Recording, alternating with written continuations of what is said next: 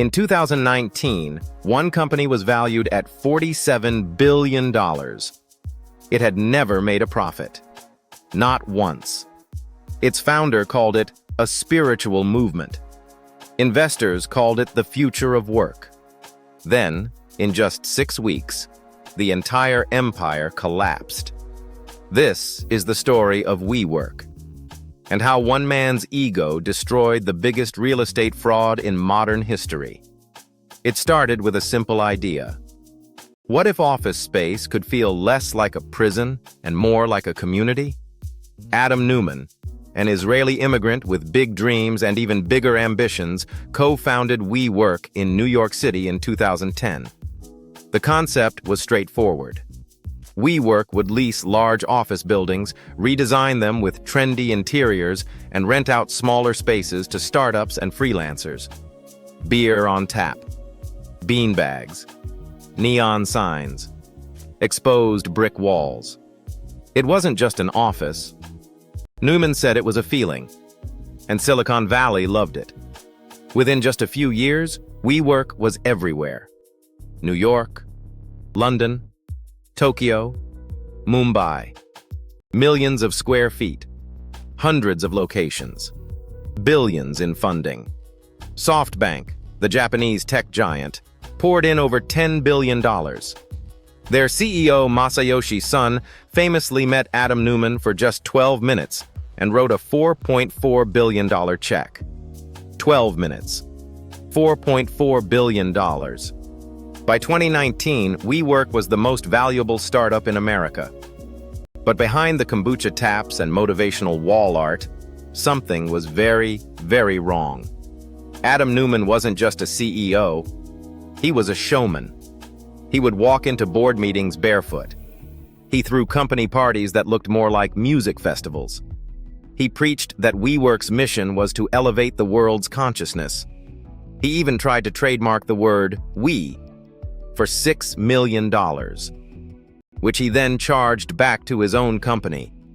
But investors kept writing checks because the growth numbers looked incredible. Locations doubling every year, revenue climbing fast. The story was too good to question. Then came the IPO.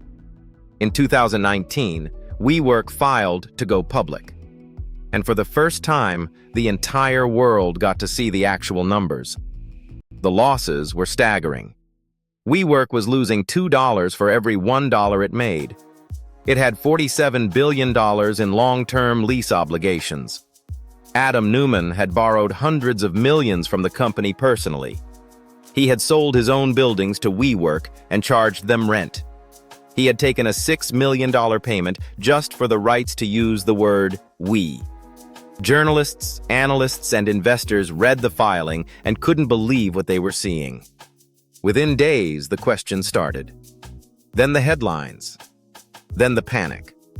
SoftBank pressured Neumann to step down. In September 2019, he resigned as CEO. WeWork's valuation collapsed from $47 billion to under $8 billion almost overnight. The IPO was canceled.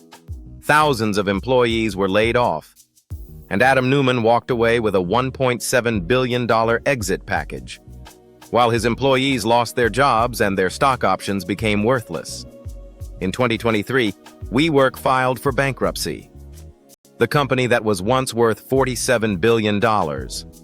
Gone. So what is the real lesson here? The WeWork story is not just about one fraudulent founder. It is about a broken system. Investors who were so afraid of missing the next big thing that they stopped asking basic questions. A media that celebrated growth over fundamentals. And a culture that rewarded storytelling over substance.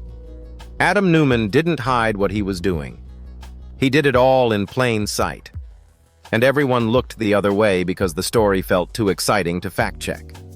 The next time someone tells you a company is worth billions but can't explain how it will ever make money, remember WeWork. Remember $47 billion.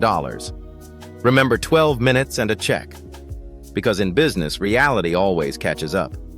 It just sometimes takes a while.